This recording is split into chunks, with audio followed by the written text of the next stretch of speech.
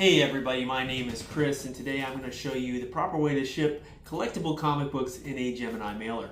The Gemini mailer is my preferred way of shipping. There are other ways to do it, but for me, I feel like it's the most secure way to ship 1 to 8 books. So why should you listen to me? Well, I've been selling comic books online for a living the last 4 years. I have 100% feedback on eBay, whatnot. Facebook Marketplace. In fact, the most common feedback I have on eBay is how much people love the way I package comic books. So at this point I feel like I know what I'm doing, and I'd like to share this because this is actually a problem that trips people up, especially when they inherit collections or they're a collector that hasn't done a lot of selling and maybe they want to thin the herd, get rid of some of their books, but they're just not confident in how they should ship them properly. For the purposes of this video, I am going to go ahead and do an order that I actually just got on eBay, X-Men 248 through 250. So I'm going to show you how to ship these 3 books together. Gemini mailers are something that are very prevalent in the comic community. Most people that sell use them. They've become more and more popular the last few years, and it's kind of almost come to be expected by the buyer at this point. So I would definitely consider using a Gemini mailer if you're planning on being serious about shipping comics and you want to make sure that they arrive safely. Ideally, when you're using a Gemini, you're going to put the book in here, you're going to attach it to this flap here. But what I see some people do is they'll take packaging tape and they'll tape this flap down, and then they'll put the book in here with some bubble wrap to take up the space. And yeah, that works. That works just fine if you want to do that. Personally, I don't do that.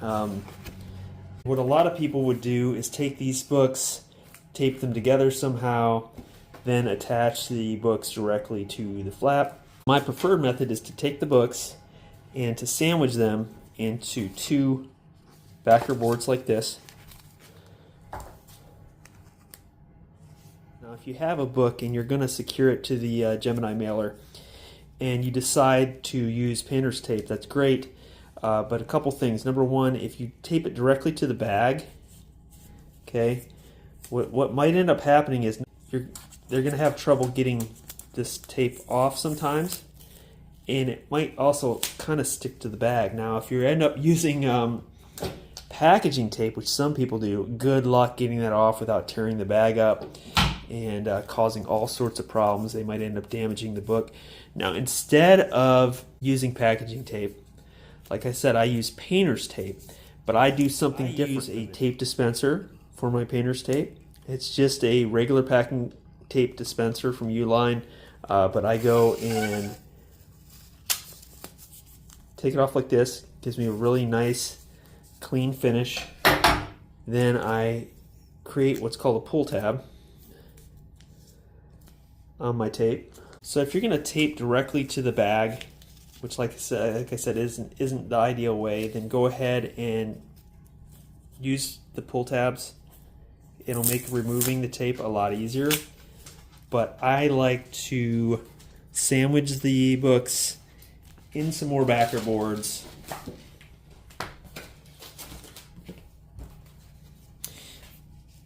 And that allows me to tape to the backer board.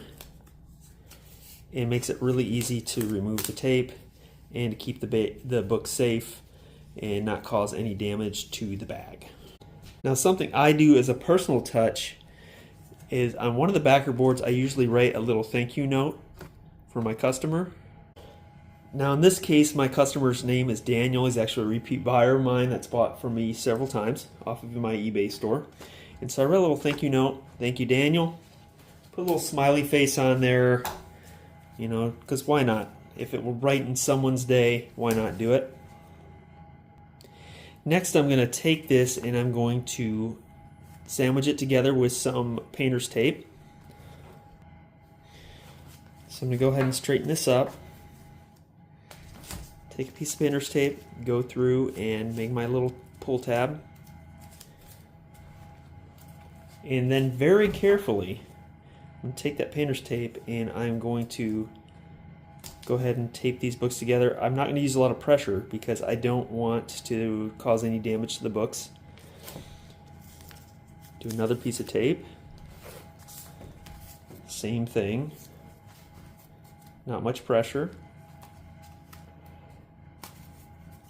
You can see that there, that I'm not really putting a whole lot of pressure down. People can be way too heavy-handed with this kind of stuff. I think you just need to get a little experience. It doesn't need to be super tight. It just needs to be one solid piece. Once again, this is where spines are involved, very little pressure. And what the extra backer boards do is they make it so there's no pressure points for the tape. Okay, so it's going to take that pressure and kind of displace it out throughout the backer board so that you're not going to cause any damage. So I have this together here. So that's step one. Sandwich it in the backer boards and go ahead and tape it together with the pull tabs. It'll make it really easy for the buyer to go ahead and remove from the Gemini and then remove the backer boards. So step two is I'm going to take it and I'm going to secure it to the Gemini mailer. So when I'm securing it to the Gemini mailer, I use tape. Once again, I cut the tape just a little bit longer, and I'm going to go ahead and I'm going to take this tape and I'm going to put it under this cardboard flap, and then I'm going to make sure that the bottom edge of these books lines up with this dotted line on the mailer. I'll give you a close-up of that. So this dotted line on the mailer here, that's where I'm folding my first fold. Okay, and it has different folds for different sizes of or how many books you're going to put in here. Now, you can safely put about 8 books in a Gemini, but you have to be really careful when you get to that weight, because the more weight it has, the more susceptible it's going to be if it gets dropped or the corner takes a hit somehow. I went ahead and folded that over. Now this is where it gets a little bit tricky, and I make sure to do one thing that a lot of people don't do, is I kind of pull the books towards the other piece of tape, and then I go fold over. Now remember, this doesn't have to be a ton of pressure, but then I want to check and make sure that when I move side to side, it's not moving that much. So move that this way a little bit, and I'm just going to re-tighten this side. And then those books aren't going to move at all in the Gemini. Once again, this tape, it will come off easy, but the Walmart brand, what I like about it is it sticks just a little bit more than the 3M brand. So I'm not worried about this tape coming loose during shipping. I'm not worried about it, the books moving around in the Gemini. So I'm going to take my last piece here and I'm going to put it underneath the cardboard and then come back over. Once again, with the pressure, I'm not putting too much pressure. Okay, I don't want to damage the comics. I just want it enough to hold the book in place. If you see here, I'm shaking this here. We're just holding in place, which is great. Okay, now the next step that I do, and you can do this or not with 3 books. Now 3 books, I could go ahead and ship this without a stiffener in it because it's probably going to be enough. I'm going to show you how to add a stiffener just in case you're shipping 1 book, because 1 book in a Gemini could still be bent by an overzealous postal employee who really wants to bend it to get it into a mailbox. I have seen it done, but if you add a stiffener to it, it's going to reduce the chances of that happening. So this is a stiffener, and I'm going to take this. These are actually sold by Gemini. Okay, so I'm going to take it and go ahead and put it on top, and then that's going to allow me to make my fold. So I'm going to fold over with one flap of the Gemini, and I'm going to do it with the other side. Okay, that's going to give me this right here. Now I need to secure that somehow. You could use packing tape, you could use a sticker. I use another piece of blue painter's tape. I'm going to put that on the top. I make my pull tab again, and I'm going to go and fold it over like so, and that's going to secure this in here. Okay, so now this is what we look like inside of the Gemini.